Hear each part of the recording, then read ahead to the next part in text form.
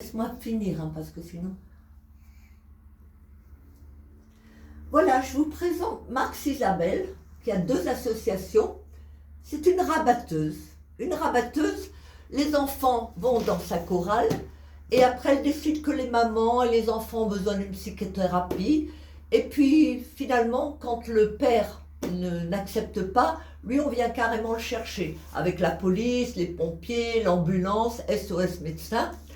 Et le père est interné avec la demande d'un tierce. Et c'est cette dame qui la demande d'un tierce.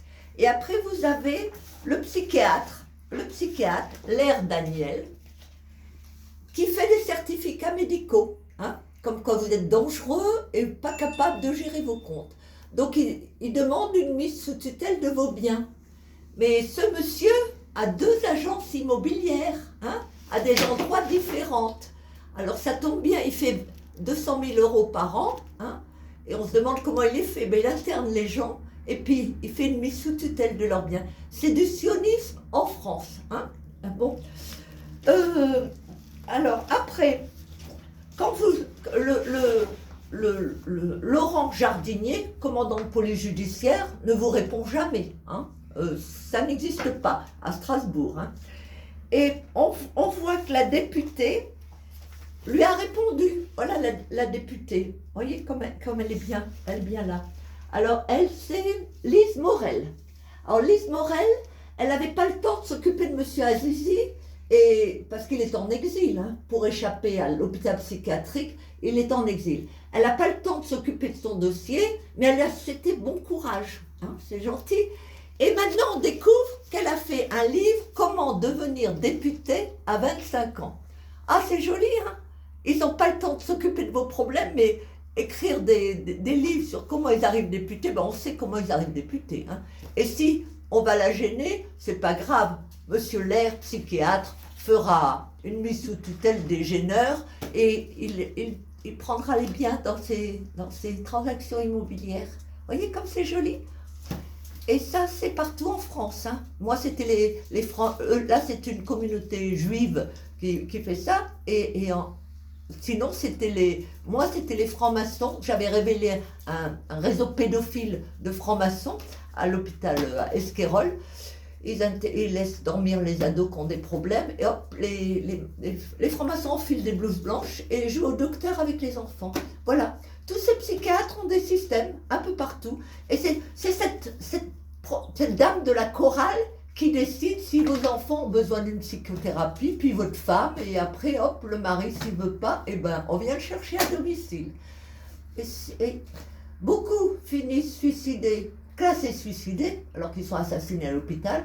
Et nous 2, on a eu la chance, nous 2, on est nombreux, hein, mais personne ne parle de nous. Hein, on parle des exilés de la Chine, de l'Iran, mais les exilés français, on n'en entend pas parler.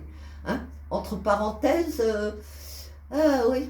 Et de Macron qui place les procureurs. On s'interroge pourquoi les dossiers sur la pédophilie, 98% d'abus sur les enfants, n'aboutissent pas. Hein. Bah oui, mais un pédophile président qui place les procureurs pédophiles, que voulez-vous que ça marche, hein.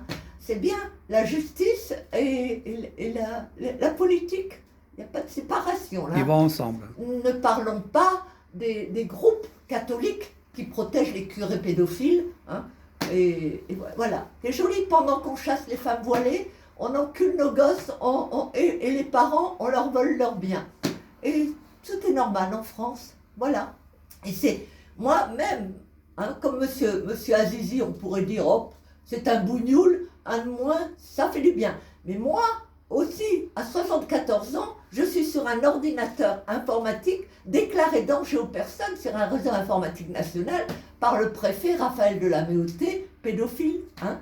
Et quand on écrit à Darmanin, ben, tous ces coupables, on les mute. Raphaël Delaméouté, il est en Bretagne, le procureur de la République, il a démissionné du tribunal de Limoges, le maire a passé devant le tribunal juste pour agression sexiste entre collègues adultes.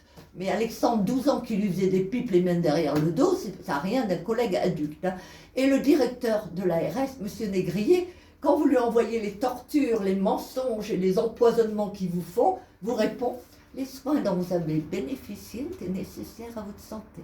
Voilà, moi j'ai réchappé, hein, mais un monsieur de Limoges qui a vu mes écrits m'a dit, vous m'avez mis la puce à l'oreille, je connais 5 suicidés à Esquirol. Voilà, c'est joli, hein. Bravo, Madame Virginie Thierry, pour cette nouvelle vidéo en ce 19 octobre 2024. Je vous remercie et à très Sans bientôt. compter que monsieur Azizi, on lui a dit, si vous parlez, on tue votre fille. Alors ils l'ont internée, on avait fait une vidéo pour la sortir, mais elle est encore entre leurs griffes, hein. Et maintenant ils essayent de placer son enfant. Vous savez, tout le système, voilà, c'est ça. Maintenant le père est en exil, ils peuvent faire n'importe quoi avec la mère. Et s'ils ne prennent pas leurs médicaments, hein, qu'on leur apporte à domicile à base d'opium et de morphine, eh ben, on les interne. En Voilà. disant qu'ils ne prennent pas leur traitement, donc c'est pour leur bien qu'on les interne. Voilà.